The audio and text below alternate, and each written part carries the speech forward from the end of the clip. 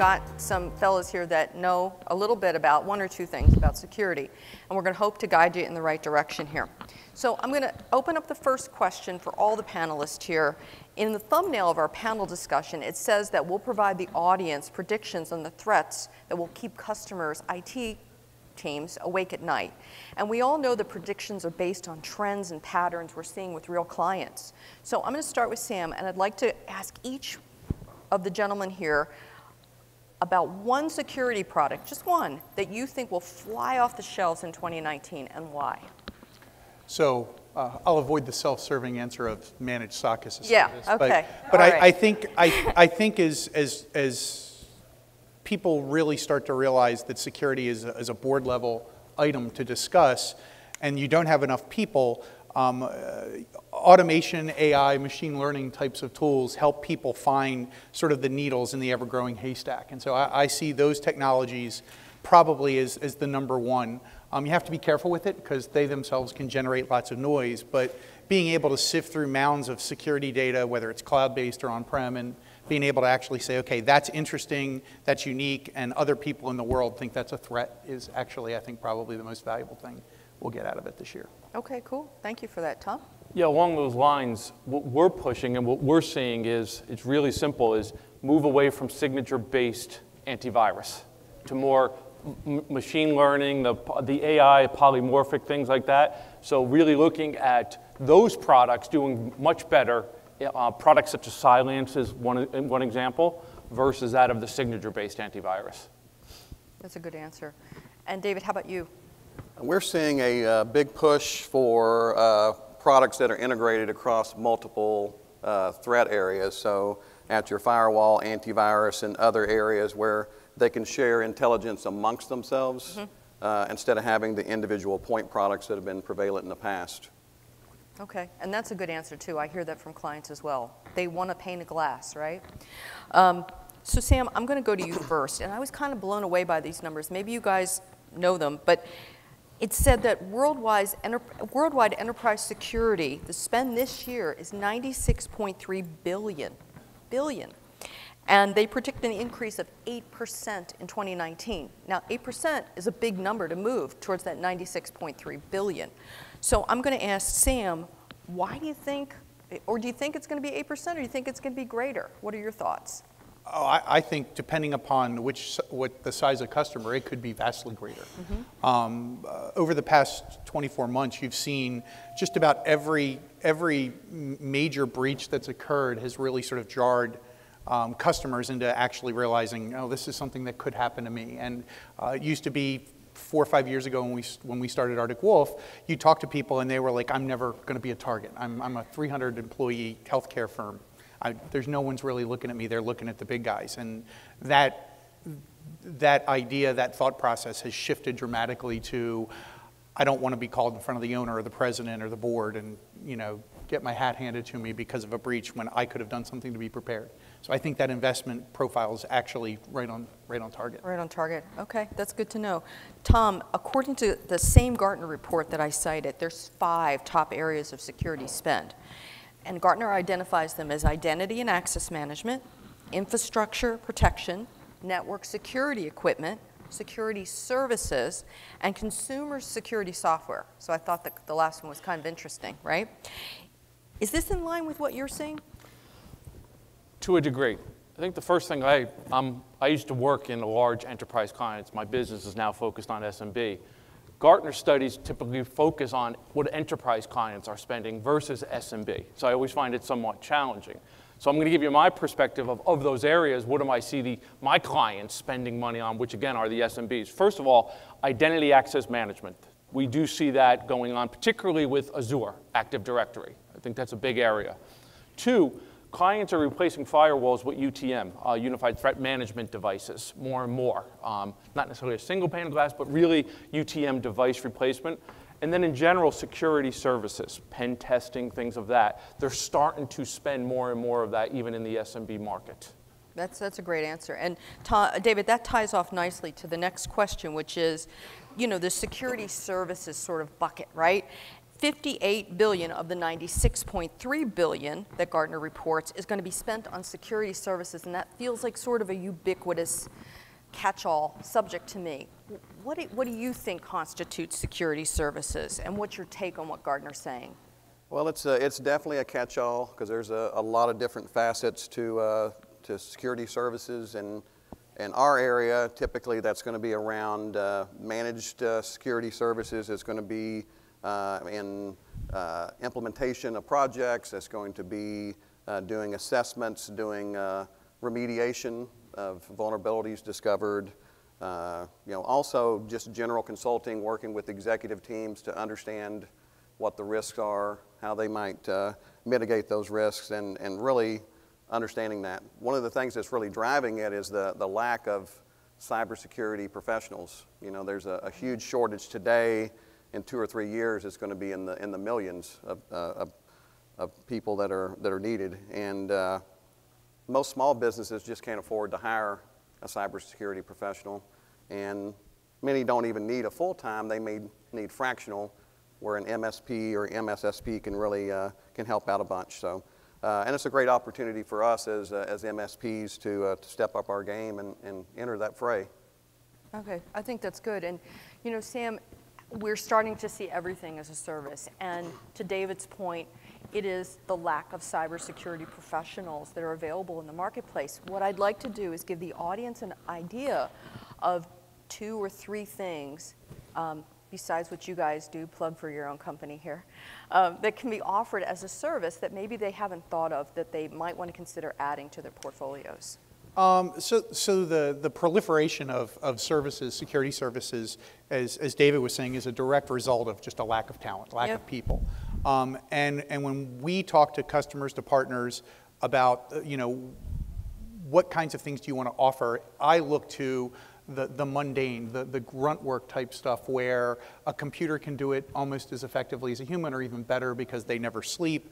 So things like vulnerability scanning, operations, log management, and then you get to the more human-based ones, which are managing devices, managing endpoints, remediation services. All of those things are being offered so that you can enhance your IT staff, because just about everybody has an IT person or a couple of IT people. You want to make them security literate and security effective, because ultimately the risk still sits with the employee of the company. No matter what you do as a service, you can't assume that risk for your customers. They still have it because the business is ultimately theirs. So you need to partner with them, and a lot of the services are going in that direction. How do I make a smart person security smart at the same time? Yeah, and I think that's, and Tom, I want to sort of tag off on that question to you, because many of us go in and talk to a director of IT, right? And we're not exactly sure how to start the conversation around security so that he or she feels included in the conversation, but that we maybe bring up some things that are going to be pertinent to them. So give us an idea how you'd start that conversation with a client. I think the question is I always start with is, who is responsible if something happens, the what-if situation, to really understand if they thought through a lot of the scenarios that ultimately could affect the business. Ultimately, going into another area is it really isn't the IT director that is responsible for security of the business. It really is, at least in my clients, is the CEO, but the CEO or the COO doesn't necessarily understand that they are, to be honest with you. And they always think it's a technology solution versus it's really a business issue at hand. Okay, that's a fair question. And David, I'm going to give you a variation of that same question, right? We're outsourcing more and more security services. Tell us about a couple that maybe people in the room aren't familiar with yet and that you see on the horizon. Well, there's a whole array or a variety of managed security services, and you can pretty much take any security service and package it up as a managed service if you like. So obviously, end user security awareness is a huge one. That could be anything from training to simulated phishing to dark web assessments to all different kinds of things to figure out how secure are your people, which are always your weakest link when it comes to security. That's a big one. That's an easy one for an MSP to add on. If you're not doing that today, start doing it soon because that'll help you save money with less vulnerabilities that you have to fight and manage. Some of the other areas that we're seeing are around outsourced security operations centers. That's a big one. A small business today, most don't need that level of service, but if you're in compliance areas, you have healthcare, local government, financial services, even those small businesses in those areas still need somebody that's looking at the logs and looking at real-time activity and identifying and assessing those threats that are coming in and helping you figure out what you need to do about it. So.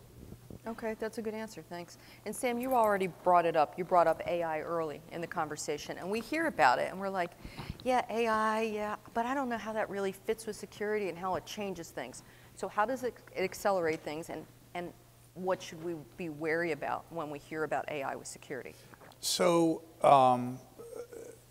AI, machine learning, sort of different sides of the same coin. Mm-hmm.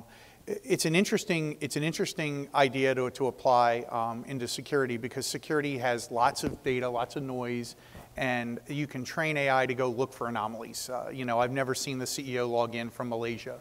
That's sort of an interesting thing. Or, you know, what is a database admin doing surfing into servers in the middle of the night when they never work those patterns. So it can really enhance a security team's effectiveness by constantly applying new patterns, new detection techniques to finding needles in the haystack. But they do make the haystack bigger. And so either it goes horribly wrong and you wind up with thousands of alerts that you have no clue what they are and you turn it off, or you do get 20, 30 alerts, but you still don't necessarily have someone that's got the expertise and skills to interpret them. Which is why you get an AI system, you still need to have a security smart person looking at that data and consulting and helping that director of IT. Yeah, it's not enough to just get the data in, it has to be actionable, right? Correct. Yeah.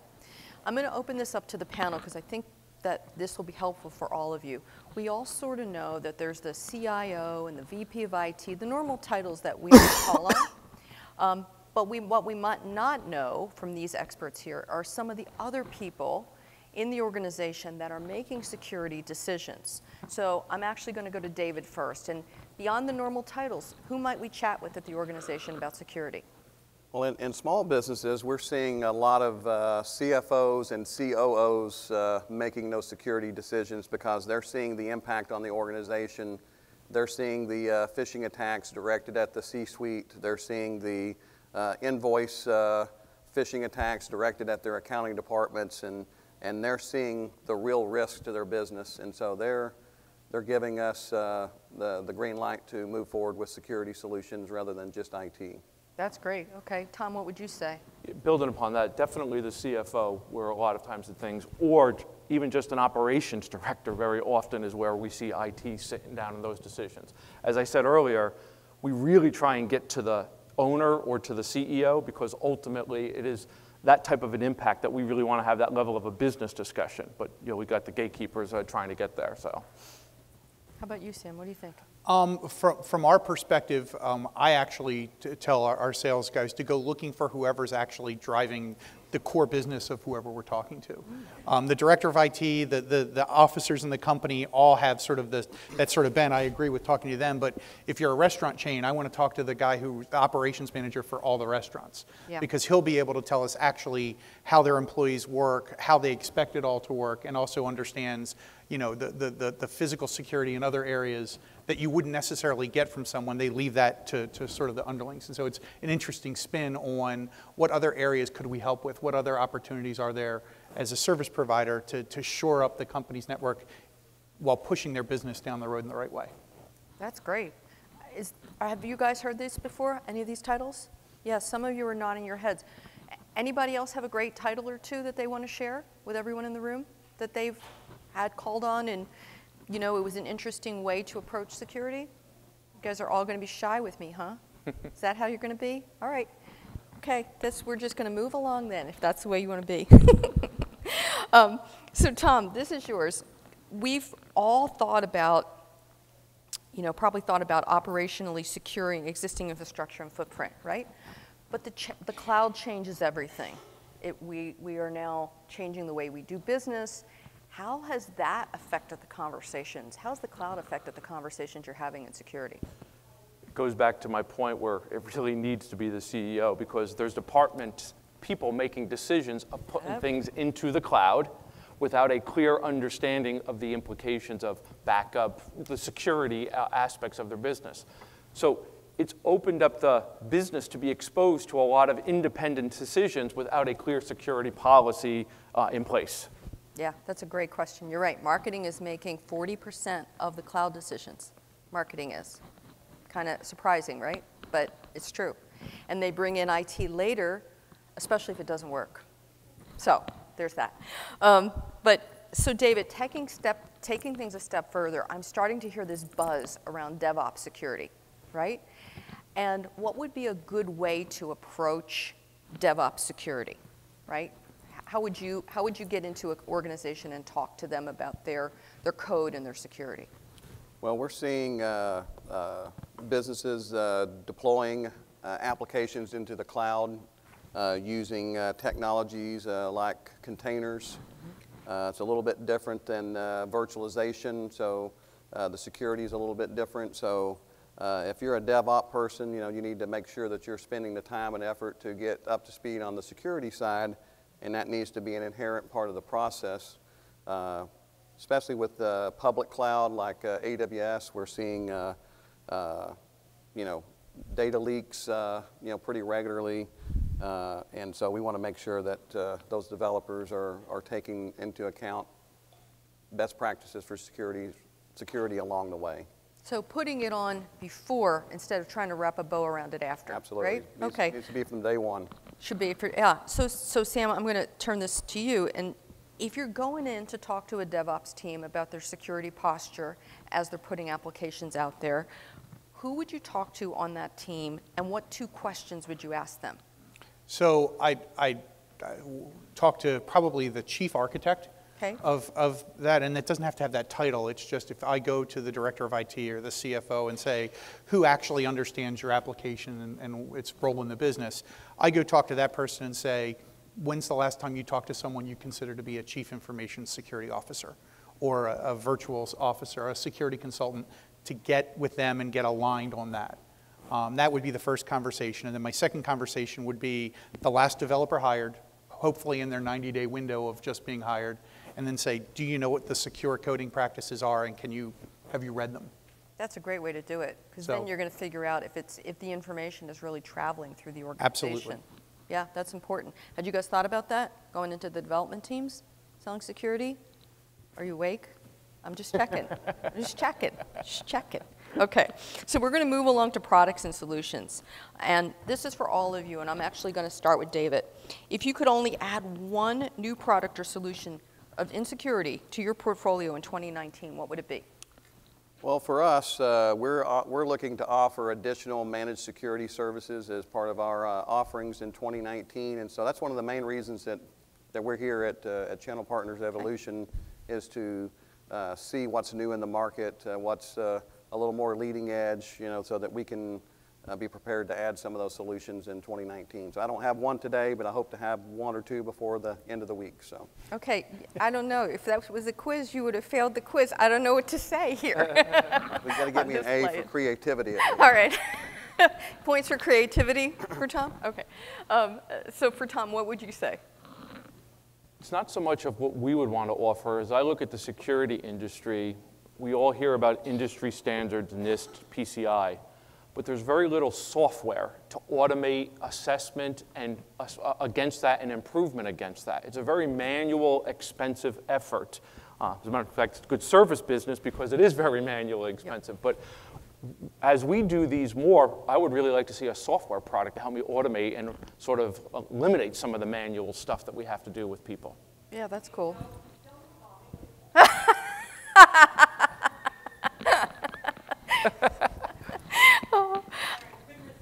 Okay, thank you, Tina. I appreciate it. We got some movement you all know out Tina? in the audience. That's Tina. That is Tina. If you guys don't know Tina, you should know Tina. Okay. I warned these guys I brought a cheering section, and that was one of my cheerleaders right there. And Sam, what would you say? What would be your product? So it depends on the maturity level of the customer. You know, we see 90% of the breaches that we see come from just people not being well trained. So I go after probably user awareness, phishing, educating the users is probably the biggest thing. If that's there, then I'd start looking at the devices themselves, your mobile workforce. Are they secured? And go to that direction. Right. And that leads right into David's question. And David, I'm going to tee up a little bit differently here. Okay. You walk into a company that has a lot of remote workers. I'm going to softball this to you. What's the first thing that you ask them about?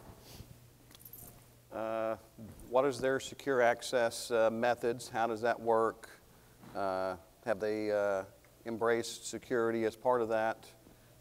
You know, remote workers are a unique challenge because security can be a bottleneck for them to get their work done. So we don't want to make things too difficult for them, but we need to make sure that their machines are secure.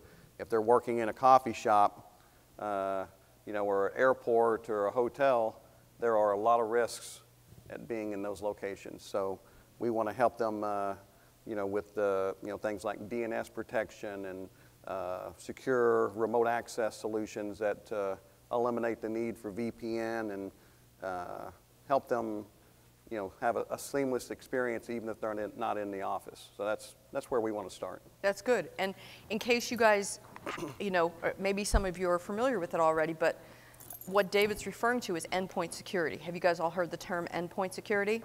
Nod your heads, yes? Okay. So it's hot. It's super hot. It's a super easy conversation to have. These gentlemen can help you. Tina can help you. Okay, just saying. She's raising her hand. Okay. So endpoint security.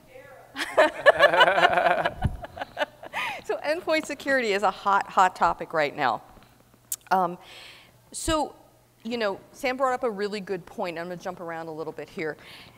Know what your customer security posture is. Begin asking them what they have in place today. But budget is a part of it, right? So if you had a customer that had a limited budget and you had to say to them, listen, you need to get these 2 or 3 things, and they're just starting out, what would be the 2 or 3 things you'd tell them that they really should get?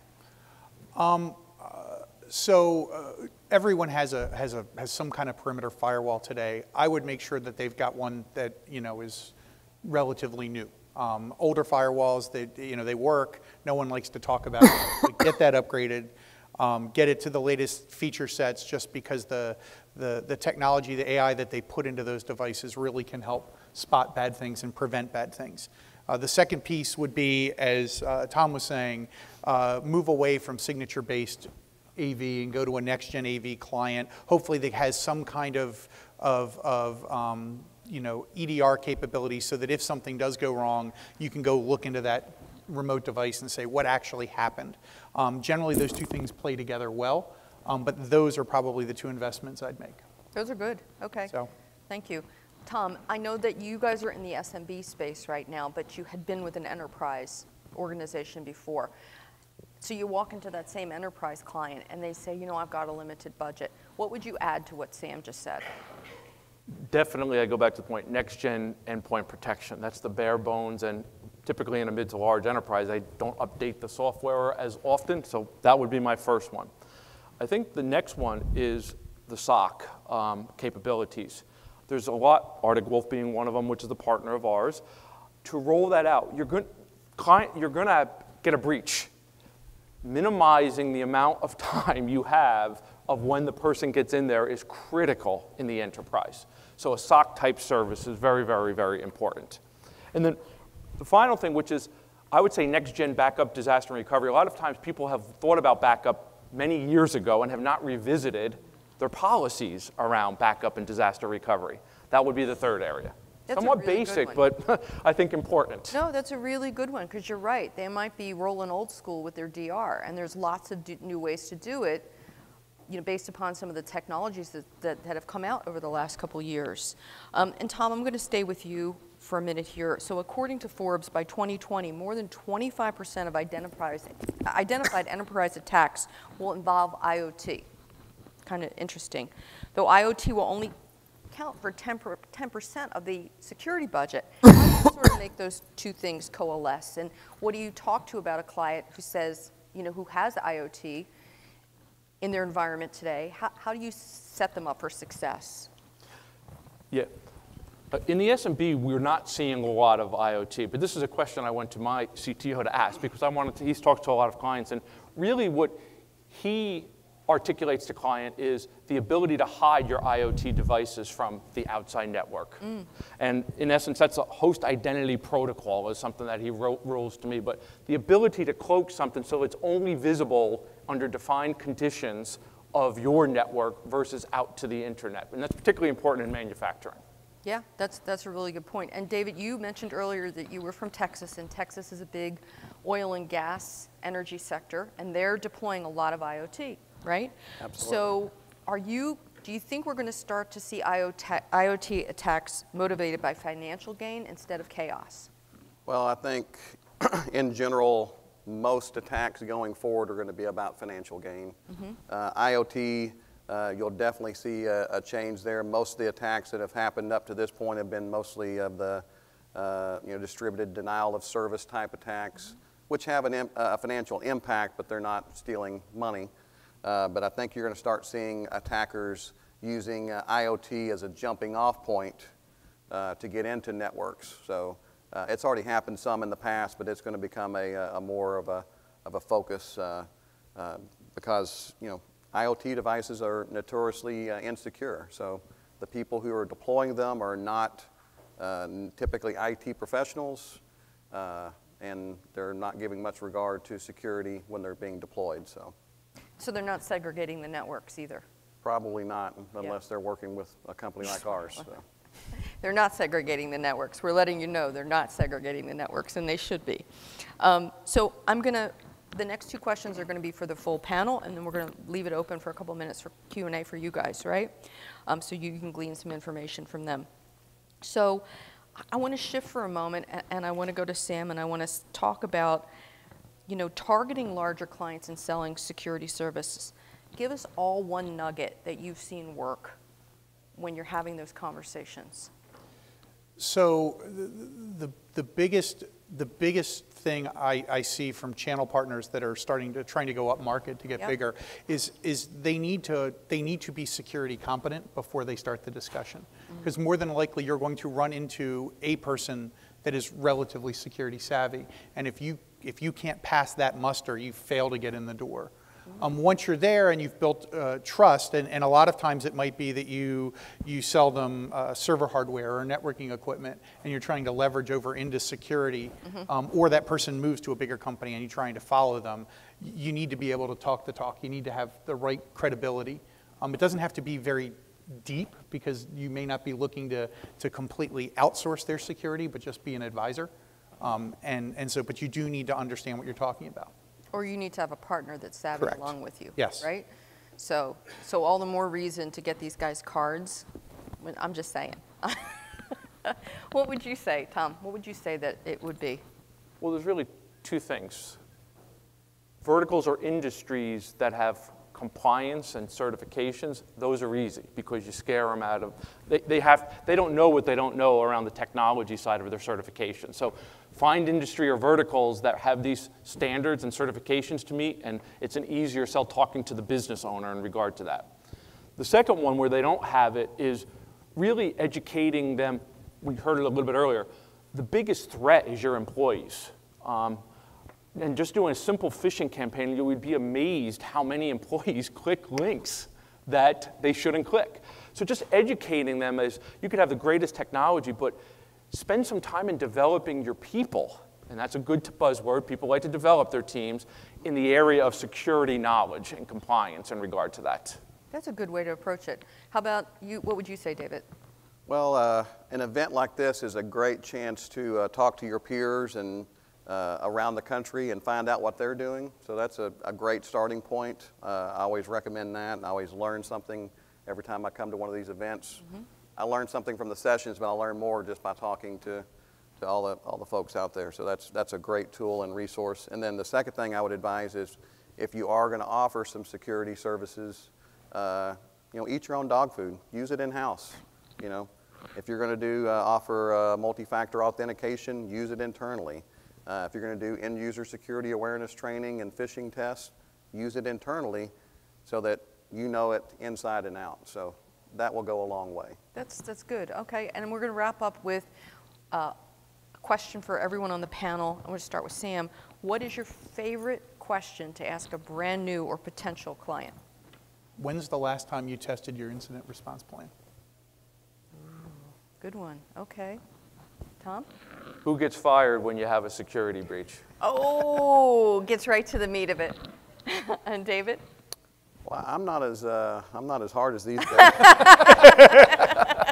I usually try to start out with just a real simple question. What's going on in your business today, and try to get them talking about themselves in the business, get some of that rapport going, and then you can kind of dive into some of the other tougher questions as you go along. So That's good.